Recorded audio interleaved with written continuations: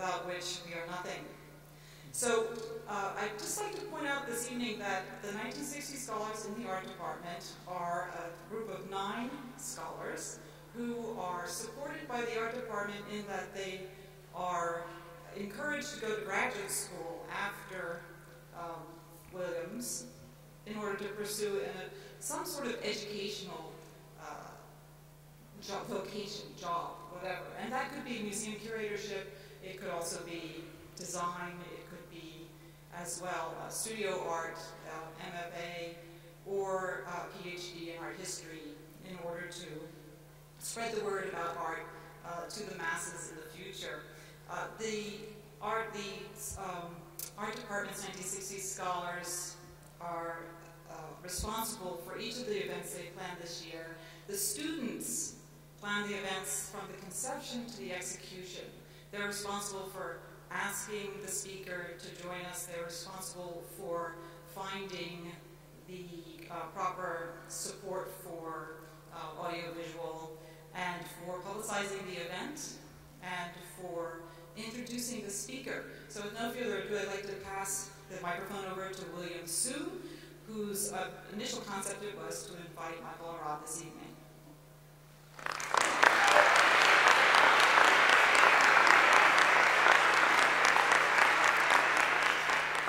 Good evening. We tend to remember where we were on September 11th when we heard the news. I was in English class, eyes glued to a television screen as we watched the billowing column descend to the earth in New York. This moment would inaugurate the design challenge of our generation. For a memorial to the events of that day surely could not compete with the searing memory of it. So how should we remember? How should we honor the thousands of men, women, and children whose lives were taken on that day? How should we respect a place made sacred through tragic loss? Recognize the endurance of those who survived, the courage of those who risked their lives to save others, and the compassion of all who lent a hand to each other in the darkest of hours. How can a site reaffirm respect for life, strengthen our resolve to preserve freedom, and inspire an end to hatred, ignorance, and intolerance? Selected from 5,201 submissions from 63 countries, Michael Arad's entry in the 2004 competition was chosen for its answer. Mr. Arad grew up in Israel, the United States, and Mexico. He has lived in the U.S. since completing his military service in the Israeli Defense Force in 1991. He received his BA from Dartmouth College and studied at Georgia Tech's College of Architecture. He moved to New York City in 1999, where he has previously worked for the New York Housing Authority and the firm Cohn Peterson Fox. He is the 2006 recipient of the American Institute of Architects Young Architects Award. Please welcome Mr. Michael Arad, who will speak tonight on Reflecting Absence, the design and construction of the National 9/11 Memorial. Thank you.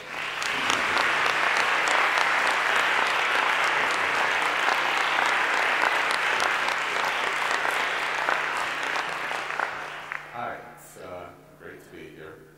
I've visited your college a number of times, but I've never had the opportunity to speak here, so it's a great honor, and I wanted to thank Will for organizing this amazing job. Thank you. I'd like to start with this image, which was a sketch I drew just a couple of months after the attacks, and in it I imagined the surface of the Hudson River torn open, forming 2 square voids, and the river sort of falling in and on itself. And it was a very inexplicable image, one that I didn't know where it came from, and one that seemed impossible to realize, but it was an image that haunted me, and I really felt compelled to understand what could be realized. Could something like that happen? Could you take the surface of the water and tear it open and carve 2 voids?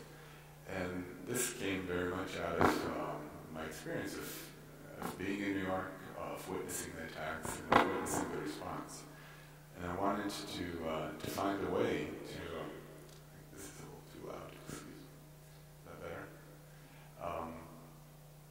To capture that sense of rupture, that sense of inexplicable absence. And so the sketch of the North Cove Marina in Battery Park City, at the edge of the Hudson River, became a small sculpture, a small fountain, which I built in my free time to my apartment in the East Village where I'd seen the second plane strike the South Tower. And I photographed it against the skyline of Manhattan. And I could see the absence of the towers and the skyline reflected, mirrored in the water in these two voids in the river. And I did this long before there was a competition. It was not really meant as a first step towards the realization of the memorial that is out there today, but as a private and cathartic exercise, a way of coming to terms with what I had seen and my response to it. And so having completed that investigation, I sort of set it aside and I came back to it a year later, following the selection of a master plan for the site by Daniel Leaveskin. That competition between 6 large firms ended with Daniel's submission being selected. And I thought there were a lot of positive ideas in that move. He took that 16-acre superblock that was created in the 60s, where many of the streets which had run through the site were essentially demapped, erased, and a large block was created in their stead. And he tried to reintroduce some of that street grid of Manhattan back to the site, and I think that was a very important move urbanistically. Bringing Greenwich Street back, running north-south through the site, bringing Fulton Street back, running east-west, and in essence taking that large square and carving it into 4 unequal quadrants, the largest of which, some 8 acres in size, where the towers had once stood. And you can see that at the top left of this image here, surrounded by a number of towers which would bring back the 10 million square feet of office space which had been destroyed. While I very much appreciated the notion of trying to tie the site back into the life of the city, I was concerned about how the site that would be set aside for the memorial was treated. You can see a large bridge-like building over the North Tower footprint here that is shown in a lighter green. And you can see here in another image of the site how the entire site that would be set aside for the memorial was some 30 feet below the surrounding streets and sidewalks. And I felt that that very much cut the site off from the life of the city.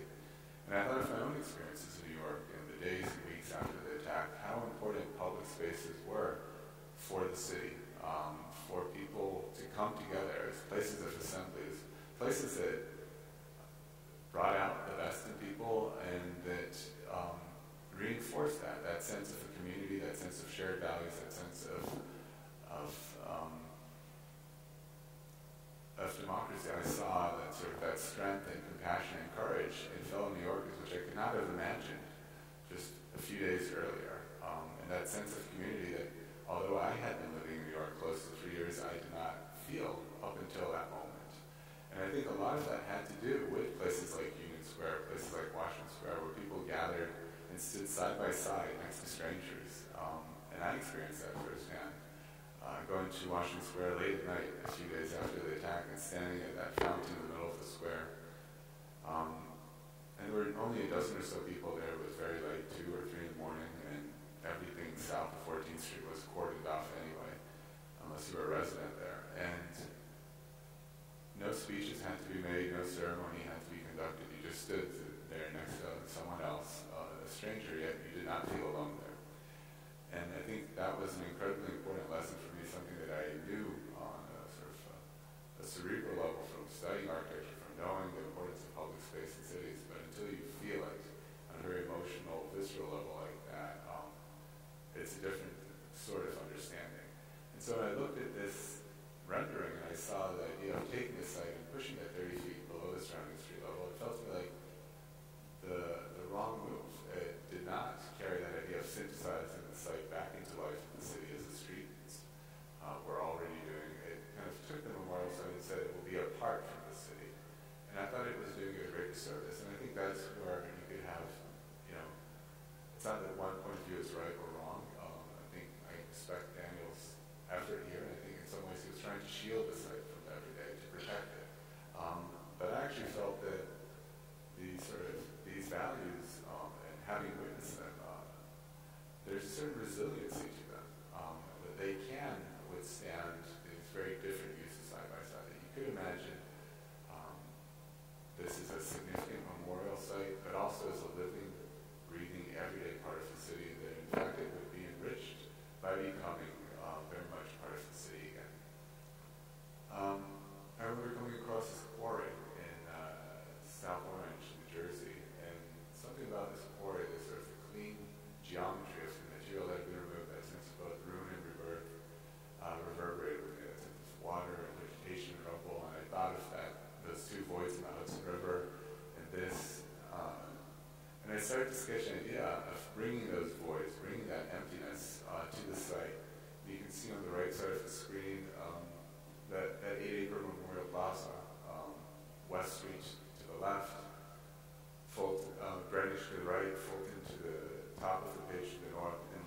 south, these two voids no longer in the Hudson River, but on the site, now marking the footprints of the towers, people gathering around these voids, peering in, and looking past names, past the waterfalls.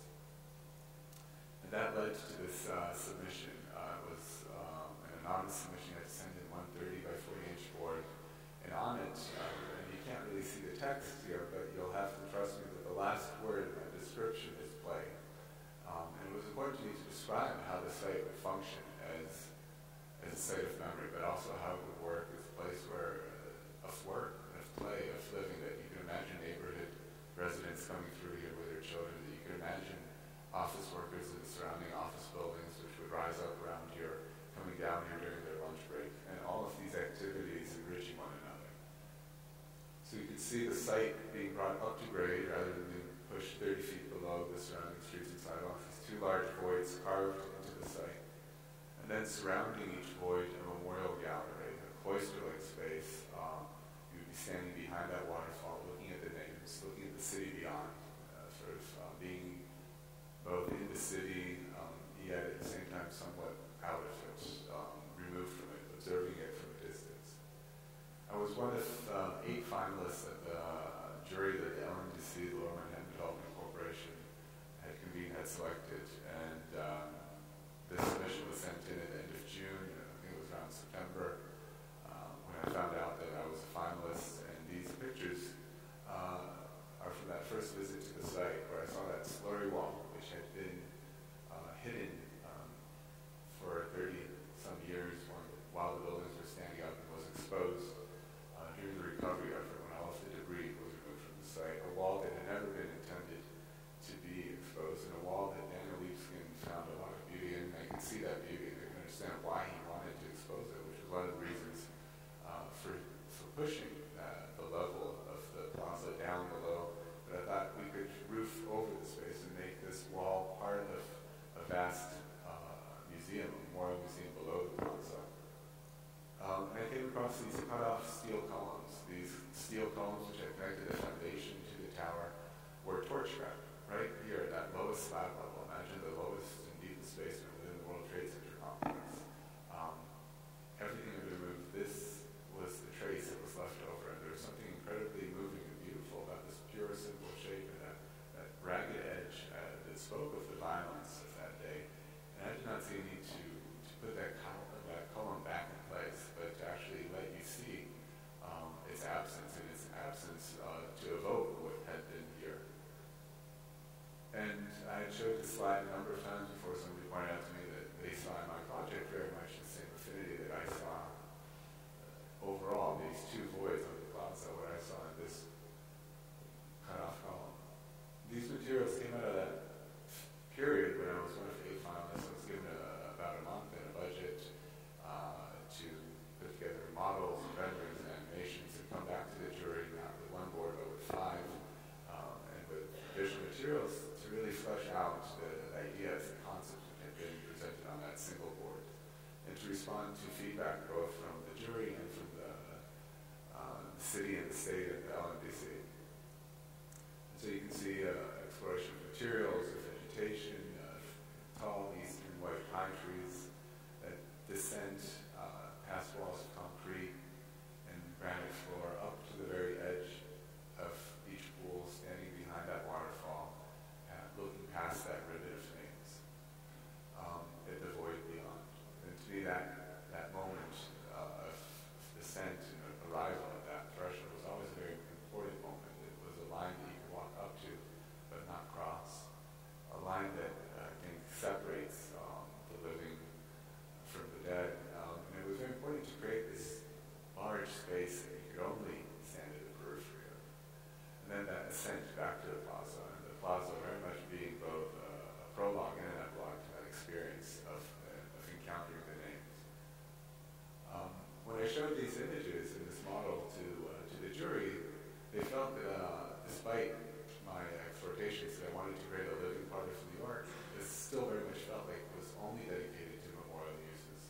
And I had a hard time seeing how this would function for other uses. And challenged me to develop the landscape in a way that would address that concern. I could understand their concern, but at the same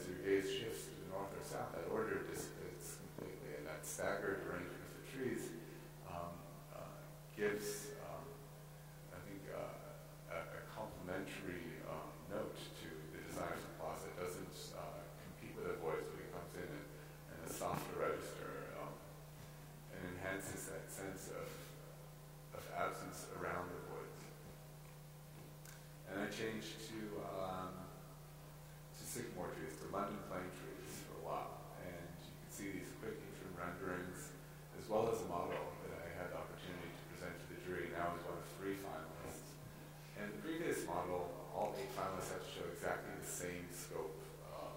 So they showed the Memorial Plaza and nothing but it. So it looked like an enormous meteor hurtling through black space. But to me, it was always important to understand the site within its urban context, how it will be framed by the walls of the buildings rising around it.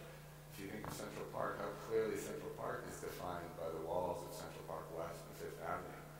The same thing will happen here. This 8-acre plaza seems almost like a little pocket park next to some of these towers, and is very much defined by them. And you can see these towers across West Street already, and you will see more of them go up across Greenwich as they are completed.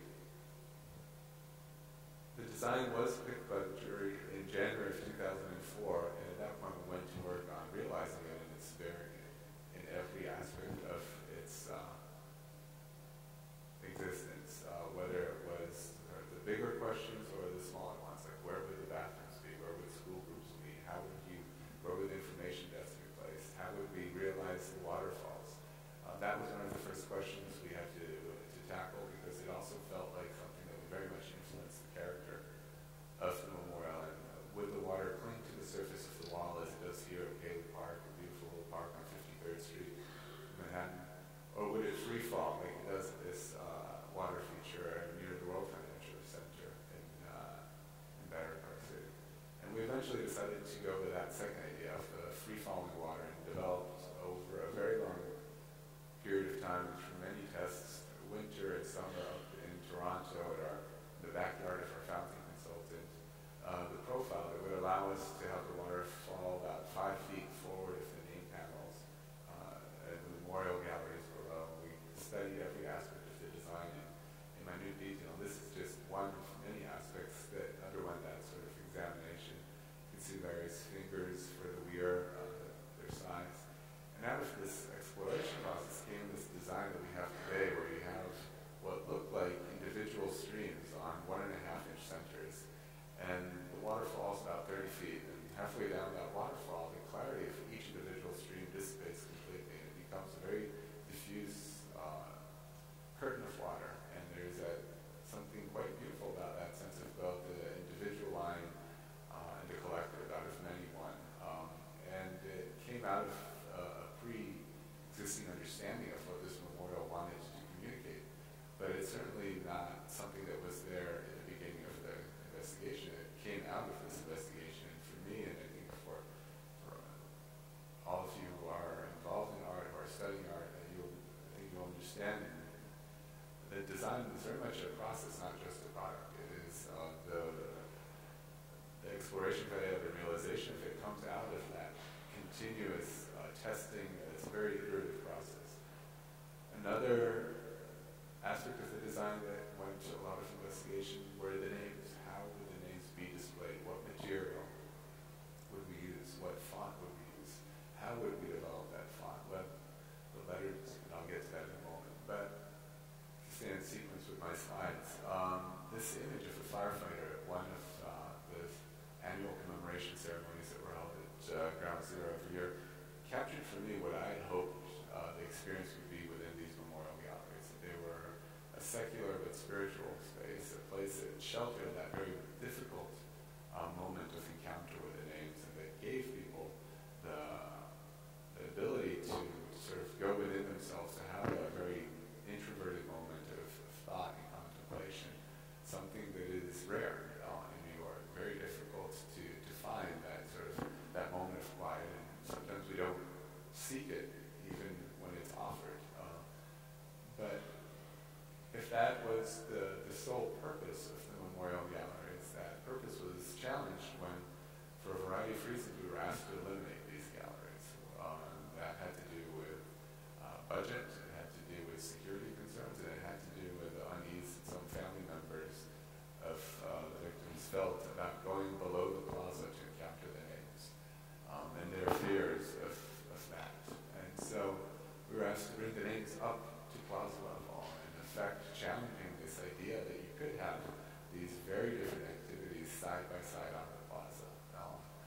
Something I had said and argued for, yet now it was thrown even into higher relief. And here I am at one of the mock-ups of the Brooklyn Navy Yard, sort of standing there at the edge of the void and not quite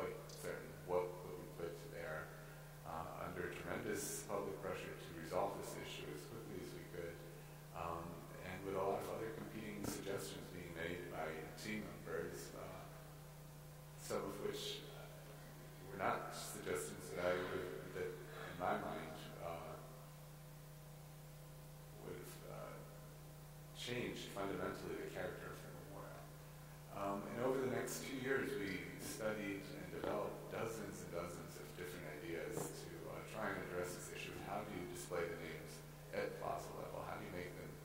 How do you make that moment of encounter significant and meaningful and powerful in the absence of any sort of architectural enclosure that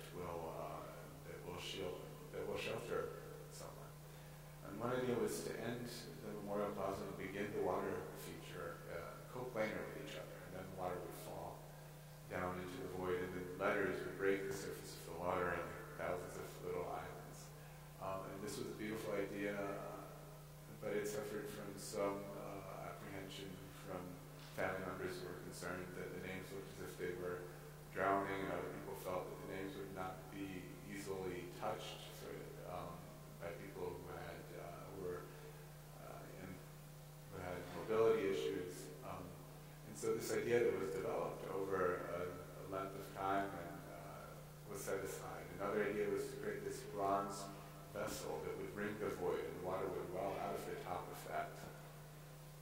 And the names would be inscribed on that bronze sculptural element, and the water would cascade into the void, sort of a torrent of water on one side and tiny rivulets on the other, something that was very loud in one direction and very quiet in the other. And I'm showing you just two ideas out of literally dozens that we looked at, and all of which I think influenced that process and led to what you see today on the memorial, which is an 8-foot wide water table that is 2 feet high, and floating above that water table is a bronze element of a wing-like shape into which the names have been incised. And this half-inch thick bronze plate, the names are staggered and are in these sort of 5 rows. Each name has a space that is its own, but they're really formed by the absence of material. During the day, what you see is a shadow where the letters are. And at night, these panels are illuminated from within, and light comes out through them, and you can see the names which are in front of you, and then as you move across, the name disappears and another appears. As I was saying earlier, how would the letters be formed? What would they say? And I think more than anything else, how the names would be arranged and what information would be included on the memorial was the most difficult and contentious issue that we had to deal with, and the issue that interested family members more than anything else. So for example, here you can see a name with an insignia next to it. The Maltese cross is a symbol of the fire department in New York. The shield is a symbol of the police department. I thought that there would be a way of acknowledging first responders with the inclusion of insignia, but that the names should be staggered and not grouped separately, firefighters from everyone else. And when I presented this idea, some people thought that I was creating too much hierarchy, that I was honoring some names more than others, and others felt that this was not enough, that this denigrated the sacrifice that people made in not including their rank and not grouping people together. The question of how the names would be arranged together, or arranged in general, was very charged. And an idea that I suggested at the time was something that I called meaningful adjacency, that we would reach out to family members and ask them if there are names of other people who died during the attacks that they would like to see placed next to the person that they lost. And in doing so, allow deep personal meaning to infuse the arrangement of the names so that family members can be next to each other, friends, co-workers, people who might have gone to school together or commuted together. And when I suggested this to the LMDC in 2004, it came on the heels of some very difficult negotiations they had with various family groups. And the idea of reaching out to 3,000 families to participate in this process seemed like a non-starter to them. And so they said, we can't do that.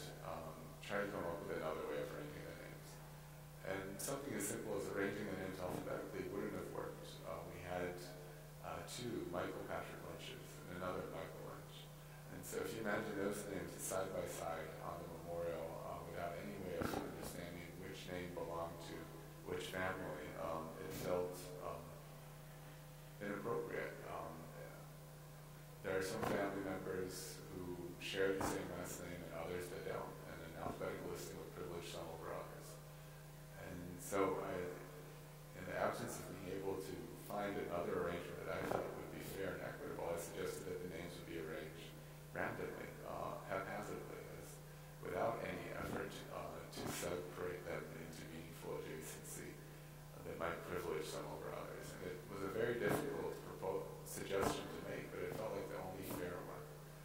But I also knew that it would mean that family members that traveled together on the planes that day, or siblings that worked together in the towers, would not be listed next to one another. And it was a very painful decision. But while that decision was accepted by the mayor and the governor, it was not accepted at all by family member groups. And over the next year and a half, fundraising for the memorial was essentially at a standstill because of opposition from family members to the design. And they got together, various groups got together and came up with an alternative arrangement which answered their requests for the arrangement. And it suggested listing people by employer, and listing the employers by the tower in which they were, listing the firms alphabetically within each tower, listing the names of employees within each firm alphabetically as well, and then listing their age and floor number and rank if one had existed. And what it did, as you can see in one of these panels that we mocked up to demonstrate what it might look like, it separated people into smaller and smaller groups. Instead of the emphasis on each individual name and that sense of collective loss, which was so important to me, which you see in the lower half of the slide here, where each name is given a place, a unique geographic place, a physical place on the memorial that is its own. It put the names within a list. You're between this and that, rather than on an autonomous place that belonged to each name. And it took the emphasis away from that individual loss, from the most individual marker for a person's name, to placing people by their employer, and essentially segregating people rather than uniting them, as I hoped the memorial would do. Mayor Bloomberg became chairman of the Memorial Foundation in 2006, and addressing this issue of how the names would be arranged was something that was very important to him in order to allow the fundraising to move forward. And so he called me to Gracie Mansion and discussed a number of ideas which he had already thought about. And the mayor's a very data-driven guy, and the approach was, I think, to some degree, is like an issue that could be resolved through understanding the data. And you know, it's hard to say politely to the mayor, you know, that might not be such a good idea for this reason or that reason. But we had it was a very engaged conversation, which I think is very rare to have something like that with somebody like Mayor Bloomberg or somebody in political office in charge of a project like this. But what came out of this was the idea to arrange the names geographically in 9 broad groups which reflected where people were that day. And so you have the 4 flights, the 2 towers, the Pentagon, the 93 bombing victims which were grouped together near the North Tower where that bomb exploded, and the first responders. And the first responders in turn are grouped by where they came from the same firehouse, from the same precinct building. But the mayor agreed to bring back this idea that I had proposed 2 years earlier of meaningful adjacency. So within each group, the names are not arranged alphabetically. So for example, if you go to the World Trade Center at the North Pool, where the tower landed, there are over 1,000 names within that group, and the names are not arranged alphabetically. He accepted this idea of meaningful adjacency, even though we had no clear sense of how we would implement it, how many requests we would get,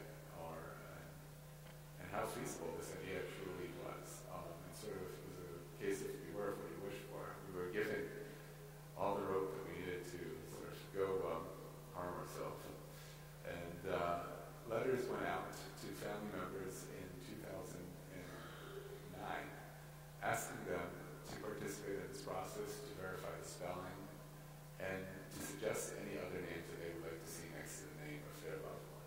And we got over 1,200 requests. And so now we had the task of trying to take all of that information and synthesize it into a design that was coherent and hopefully addressed as many of these requests as possible.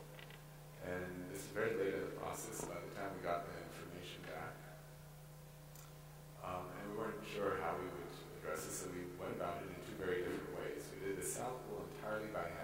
each name was printed at a quarter scale. Each 10-foot panel became a 2.5-foot panel. We made these little racks that you could put names on and try and arrange them in a way that would respond to all of the requests. Each card that had a name on it, some were short, some were long, listed other names it should be next to, listed groups it should be with. Even when no requests were made, we tried to keep people with their coworkers and the people that they were in the tower with that day. And at the North Pool, we worked together with a software engineer to try and come up with a program that would allow us to sort of dynamically drag and drop names from one panel onto the next and link it to the database and see what percentage of the requests we were meeting. So it was sort of very low-tech at one end, very high-tech at the other, but done with a tremendous amount of compassion and love. And I think it was one of the most rewarding and difficult parts of this whole process, because it really brought the personal stories of that day into the day-to-day life of our office. There was one woman in our office that arranged by hand every name in the South Pool and about half the names on the North Pool, and it was a heartbreaking and staggering effort to do that. But we learned some of these stories. For example, one of the requests we got was from a young woman who lost her father that day and lost her best friend from college. Her best friend was working the North Tower. Her father was on Flight 11 and crashed into the North Tower. Their names are side by side. His name is one of the last names on Flight 11, and her name is one of the first names in the World Trade Center. And most visitors have no idea when they stand at that panel and see those names side by side why those names are next to each other. But it's very meaningful to that family when they come to the memorial. And it's meaningful to other people when they find out about it. And there are many different ways for people to find out about it, whether it's a printed brochure, whether it's an audio guide, whether it's something else that is yet to be developed. Once that meaning is embedded in the design, it can be teased out by other people at a later date and shared. And I think it's important to share that because it's so overwhelming to stand and try and understand 3,000 ounces. I think it's impossible. But when you hear one story, and then another, those are stories that you can relate to. Those are stories that I think we'll always be able to relate to. And it's a way of coming back to the site and understanding the toll that that day took on so many people's lives. And working with StoryCorps, they've already begun to record oral histories from family members.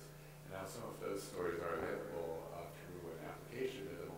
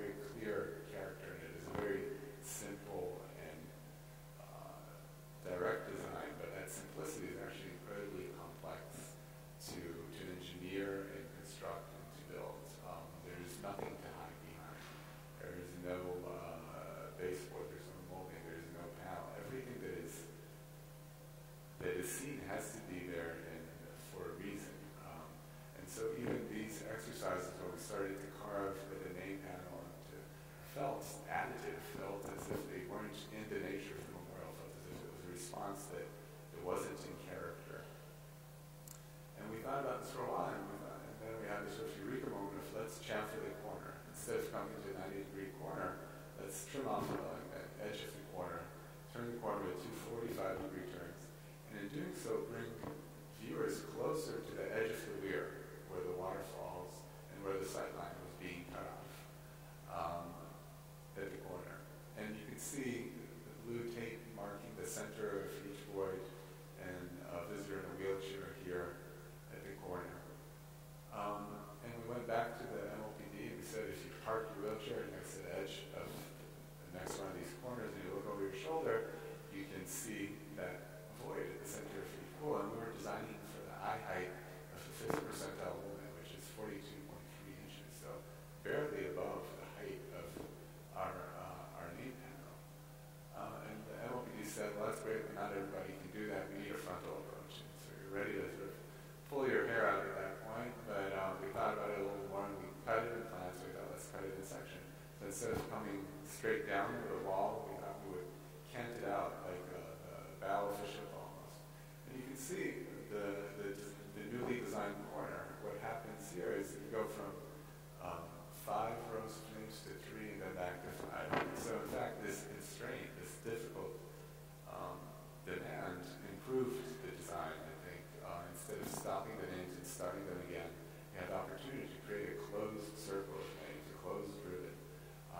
And the sculptural resolution of the corner felt much more developed and appropriate. And so at the end of the day, we felt that the design improved as a result of this. And I think design is very much an exercise of responding to constraints. But we were also blessed by a client that allowed us to have sort of the time for a thorough investigation in the midst of tremendous pressure, where every week there were demands. Why is the memorial not completed? It was supposed to be completed last year. It was supposed to be completed the year before that. It's still not complete. You don't even have a design you can share for us for this element or for that element. And in that sense, people like Amanda Burden, the city planning commissioner, and Kate Levin, the cultural commissioner of New York City, who represented the mayor in the day-to-day, week-to-week development of the memorial, were incredibly. I shouldn't have done it without them and other people. It just wouldn't have happened.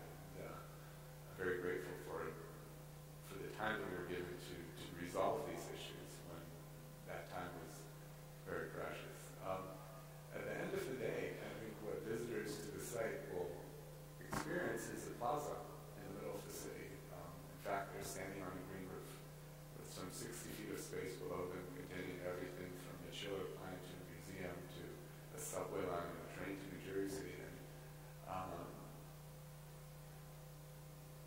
And so I talked earlier about that simplicity. That simplicity is intentional. It is to sort of to focus a visitor on that experience of gathering in a public space, of being in that moment of looking back in time, of seeing what is not here anymore, of trying to make visible what is no longer visible. I have a few pictures to share with you from the opening day a few months ago.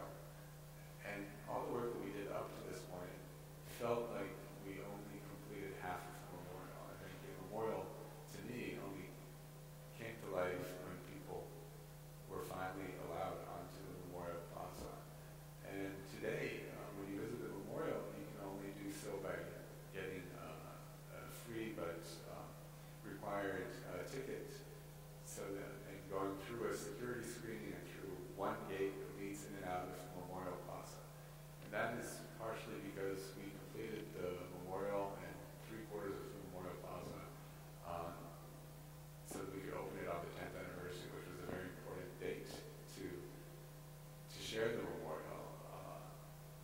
But it also meant that while we accelerated construction on that, the surrounding streets and sidewalks were not completed yet. And when you go there today, all the visitors that you see are people who are explicitly there to see the memorial. My hope is that over the next year or 2 years, you'll start to see more and more of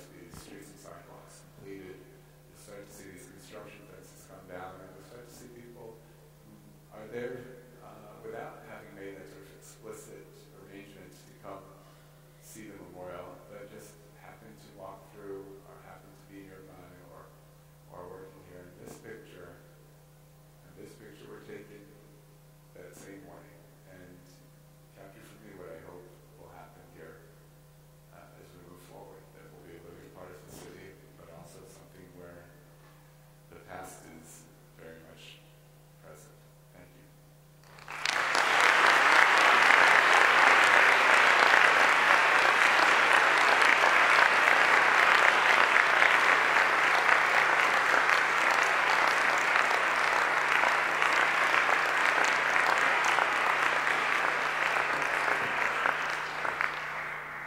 I'm happy to take some questions if you have any. We have a microphone. With the access to people to the room or like that.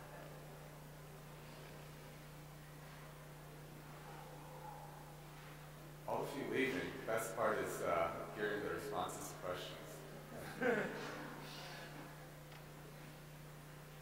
That's when I have to deviate from the script. Okay.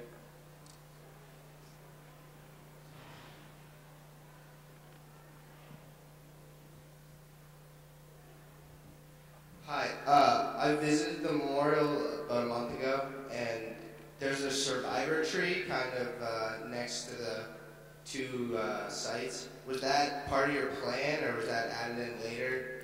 It was added in later, and it's one of the most beautiful things I think on the plaza. There's one single tree that's different than all the others. It's a Calvary pear tree, and it's a tree that was actually on the World Trade Center site and was almost completely destroyed in the attacks. It was pulled out of the rubble with most of its limbs shorn off. It was nursed back to health by the New York City Parks Department. It kind of went missing for a while.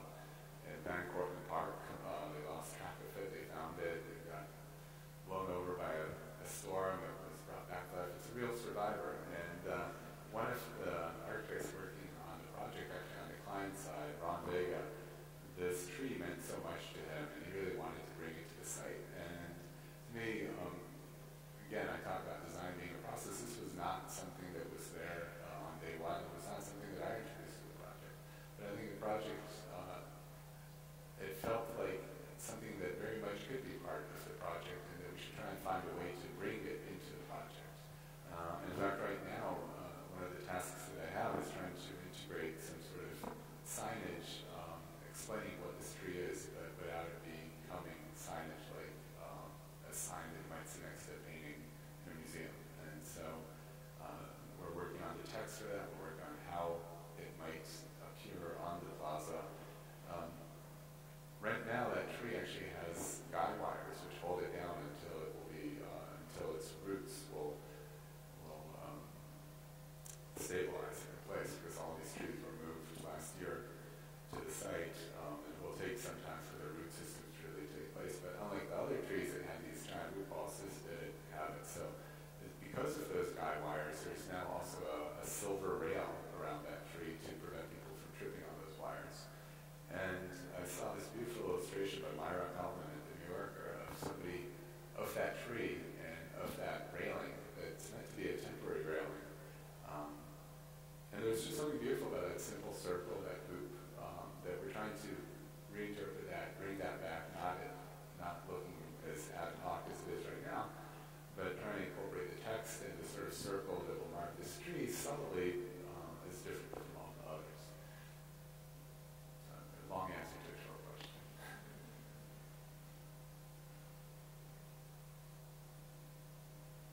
Another question.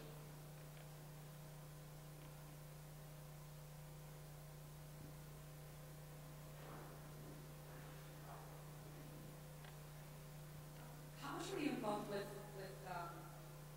or did you think about those buildings that were being built, like the Freedom Tower and the Transportation Hub, as part of it? I wasn't involved in those buildings, but we're all sort of there, cheek by jowl, next to each other, and at some point, Santiago Calatrava, whose train station is across Greenwich Street from the memorial, but the actual platforms are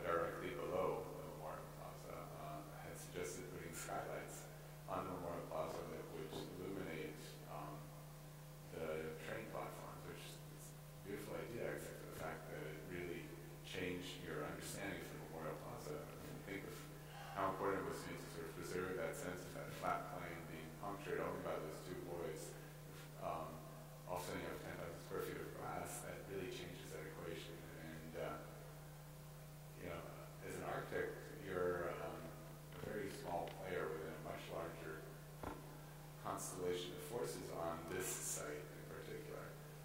So Santiago Calatrava was there.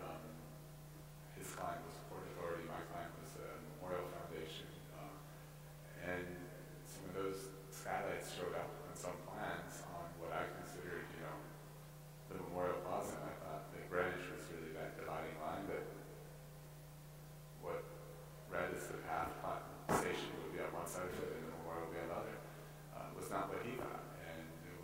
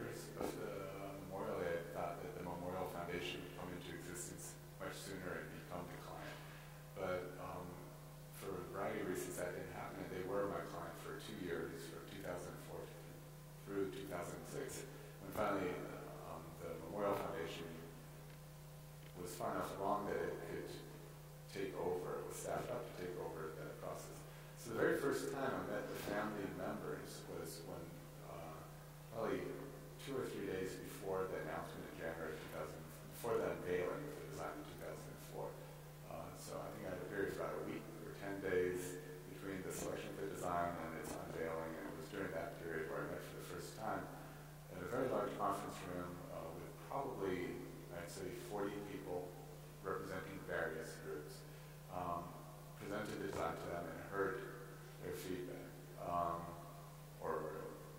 I wouldn't say feedback at that point because it was the first time that we met, but presented what I had of the design and heard comments.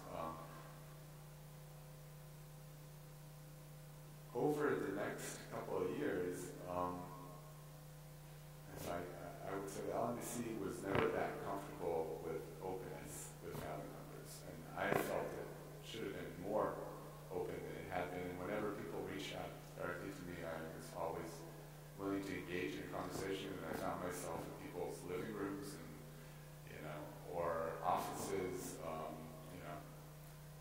from chairman of banks to most humble apartments in Queens. It was the full range. And I think people have the sense that somehow there's some sort of unified family. It is a very fractious, multi-voice.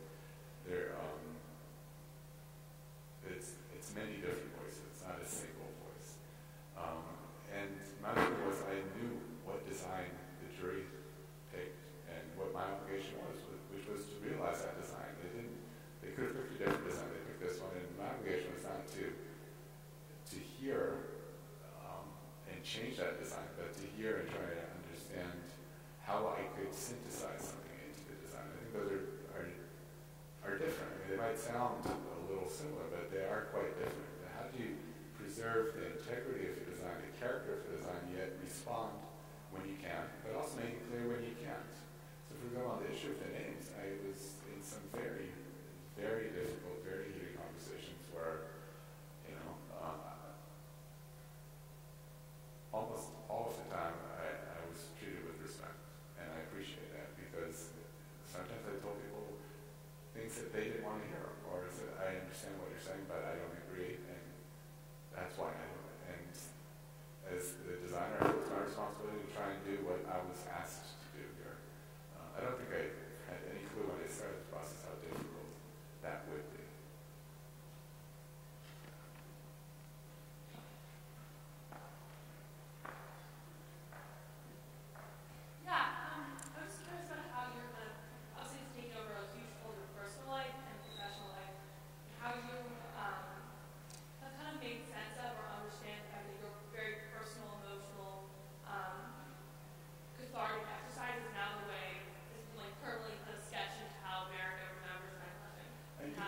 Change, I think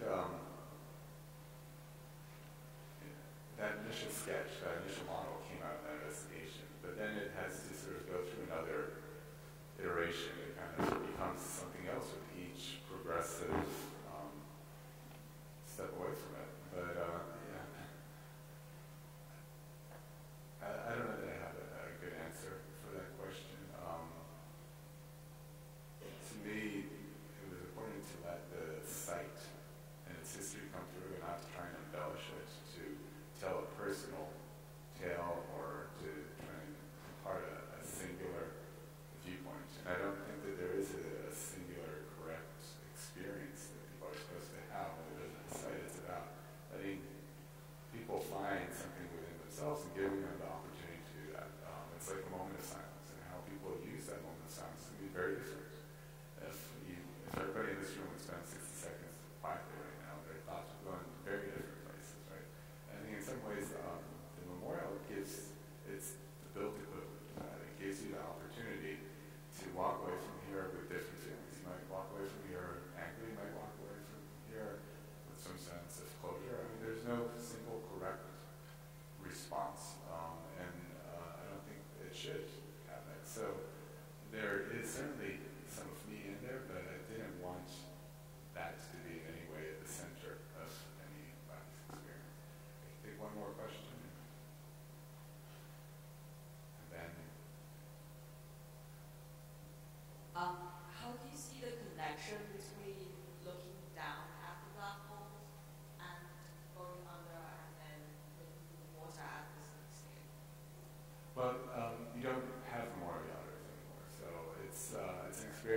really experienced at plaza level. But I think that when you think of that experience, walking up to the edge of the fifth voids, by virtue of the sight lines and the height of the parapet, the voids don't actually, cannot really be seen until you're almost right at the edge of them. And then they seem to sort of open up right under you. There's a certain destabilizing feeling to that, and it's something that I don't think can be captured in images or photographs, but it has to be experienced on site. It's something that you feel in your body, that sense of scale and of tension. My 5-year-old daughter, when she first saw the memorial, she sort of ran up and she wanted to know if she could touch the water, and showed me that she thought that the voids were scary, and it was kind of an odd reaction, and I think that you feel it. There's something that a picture can't capture, I think, until you're standing there and their scale and your